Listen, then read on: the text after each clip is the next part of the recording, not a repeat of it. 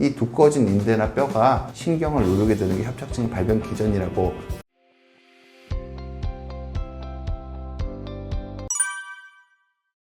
협착증이라는 거는요, 퇴행성 관절염이 신경을 누르는 병입니다. 보통 우리가 디스크 척추 자체를 얘기하면 제가 그림을 가지고 같이 설명을 드릴 텐데, 척추 디스크가 조금 낮아집니다. 이거는 가설입니다. 그래서 디스크로 인해서 생긴 디스크가 좀 일으킨다는 부분에 대해서 가설에서 너무 이걸 믿어서 허리에서 디스크 역할을 너무 강조하는 경향이 있다는 게 제가 좀 불만해서 이 말을 하긴 하는데, 유력한 가설이니까 말씀을 드릴게요. 기본적으로 디스크가 좀 낮아지면 척추뼈가 흔들리게 되고, 척추뼈가 흔들리게 되면 그걸 다시 안정하기 위해서 인대랑 뼈가 자라면서 두꺼워지게 됩니다. 이 두꺼워진 인대나 뼈가 신경을 누르게 되는 게 협착증의 발병 기전이라고 되어 있는데요. 이건 디스크가 꼭 헐거워지는 것 자체가 증명할 수 있는 게 아니기 때문에 가설적 기전이 맞고요. 그냥 환자분한테 이해하기 더 좋게 말씀을 드리는 거는, 그냥 무릎이 퇴행성 관절염이 생기면 무릎이 두꺼워지잖아요. 손가락에 퇴행성 관절, 손가락 마디가 두꺼워지잖아요.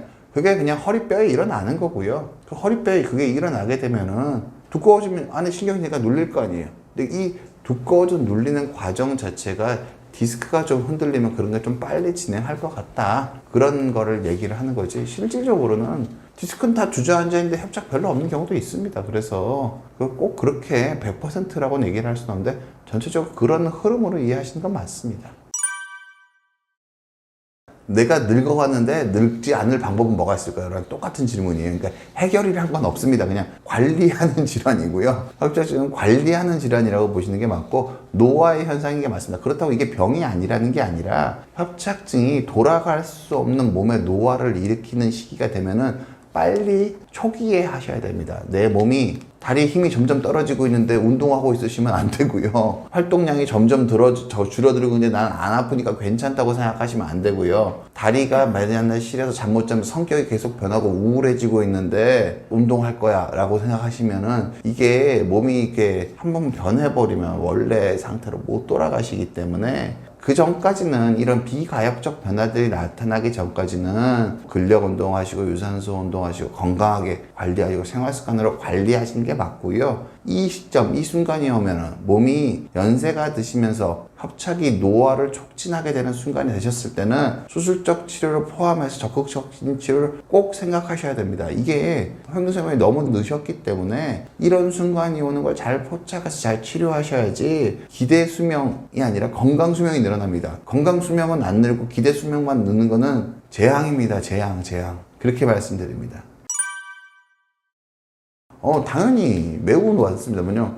헬스 많이 하면 헬스장 가보세요. 허리 아픈 사람 천지예요. 몸짱들 보면 허리 안 아픈 사람보다 몸짱들은 허리 아픈 사람이 더 많아요. 이게 왜 그런 거냐면은요, 우리가 운동을 하면은 거주 근육은 잘 커요. 근데 운동을 하면 코어 근육이 잘 크나? 그렇지가 않아요. 코어 근육은 숨 쉬는 거랑 자세 잡는 근육에 가까운데, 보통 헬스클럽에서 코어를 기르는 운동들은 대부분 호흡 훈련이나 균형 잡는 운동들은 대부분 운동의 쾌감을 못 줘요. 그럼 운동을 하다 보면은 이게 껍데기 근육 운동을 많이 하게 되거든요.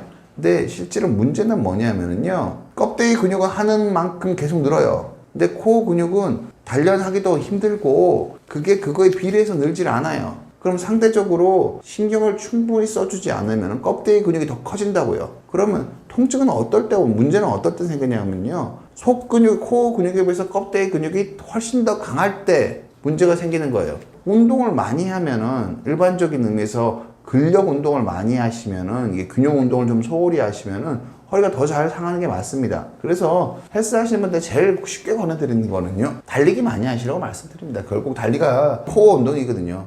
여러분 달려보세요. 배에 힘 주고 뛰게 돼 있습니다. 배에 힘 풀고 못 뛰어요. 몸이 흔들흔들 거리면 허리 박살날 것 같은 느낌이 나기 때문에 무조건 아랫배에 힘을 주고 뛰게 돼 있다고요. 그럼 아랫배에 힘을 주고 달리기, 헬스를 하시기 전에 근력 운동인데 충분히 유산소 운동, 좀 달리는 형태로 유산소 운동을 해주시면 코어도 강화되고 코어도 상당히 일깨워진 상태에서 운동을 하고요. 그리고 이런 식으로 유산소 운동을 하시는 게 근육의 펌핑량을 높여놓기 때문에 근력 운동의 효율성도 더 증가시키세요. 그래서 헬스 전문가들은 유산소 운동의 비중을 확실히 높게 가져가라고. 근력 운동을 하시려면, 건강하게 근력 운동 하시려면은 유산소 운동을 왕창 하면서 근력 운동을 하셔야지, 유산소 운동하기 힘드니까 근력 운동만 할래, 나 이게 몸이 찢어지는 땡기는 것만 느낄래, 그렇게 해서 운동하시면 오래 못 하실 가능성이 큽니다. 그러니까 제가 아까 달리기 말씀드린 이틀에 한 번씩 30분 정도 유산소 운동을 하는 수단으로서 달리기 말씀을 드린 거예요. 그리고 그렇게 할 때조차도 지면에 떨어지는 힘을 줄이기 위해서 착지하는 순간은 발의 중족부 쪽으로 지면을 착지하고 달리는 동안에도 몸이 잘 안 흔들려야 된다고 얘기를 하는 거거든요. 원래 많이 쓰면 무조건 망가집니다. 퇴행성이라는 게 별게 아니라 세월을 두고 많이 쓰는 나무 같은 거예요. 물방울도 돌에 계속 떨어지고 돌에 구멍이 뚫리잖아요. 계속 그렇게 달리면 당연히 물은 망가지는 거예요. 그래서 절대적으로 좋은 게 있는 게 아니에요. 기본적으로는 유산소 달리기가 좋은 게 아니라 달리기가 자세가 괜찮다면은 비교적 가장 효율적으로 유산소 운동을 해줄 수 있는 수단이란 말씀을 드리는 거지 달리기가 만병통치약이라고 전혀 생각하지 않습니다.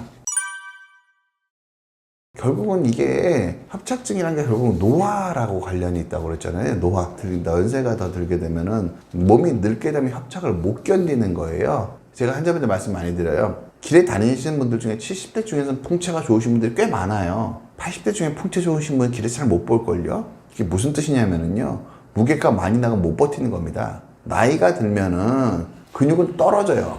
근데 이 근육이 생길 때는 정상적으로 젊었을 때는 괜찮은데 떨어질 때는 코어랑 거죽 근육이랑 같이 떨어지거든요. 근데 원래는 코어는 안 떨어지고 거죽 근육만 떨어지면 이게 버텨지는데 연세가 드시면은 나이가 대사의 문제, 대사 노화되면서 빠지는 거는 코어랑 거죽 근육이 같이 빠져버려요. 코어가 빠지니까 이 무거운 지방의 무게를 못 견디는 거예요. 그래서 기본적으로는 그러니까 근감소가 초기에 일어나지 않게 해야 돼요. 일어난다면 먹는다고 안 늘어요. 제가 아까 말씀드렸지만 몸에 여러 가지 조건이 잘 갖춰져야 늘어날까 말까기 때문에 50이 넘으면은 저탄수화물, 고단백 식사를 하는 습관을 꾸준히 실천을 해주셔야지 이게 협착으로 문제가 안 생기니까 협착에 대한 관리는 누구나 하셔야 되고요. 근데 이게 노화에 대한 관리랑 거의 똑같고요. 거기다가 아랫배에 힘주고 숨쉬는 습관만 추가하면은 협착에 대한 관리가 되는 겁니다. 근데 뭐 어떤 통계 옛날 연구에서 어떤 연구에서 80%면 80%가 협착이 있다고 얘기하거든요.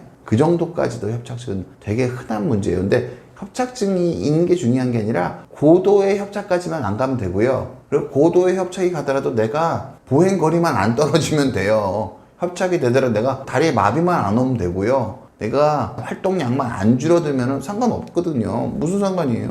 안 불편한데. 몸이 안 늙어지게 하는 게 협착에 대해서는 제일 중요한 건데 이 몸을 덜 늙게 하는데 시기가 되게 중요한 역할을 해요. 어르신들 봐서 맨날 풀만 먹고 그럼 몸에 힘이 없어가지고 근육 다 빠지면 몸이 늙어버리잖아요. 그럼 협착 못 견디시는 거예요. 그렇게 보셔야 돼요.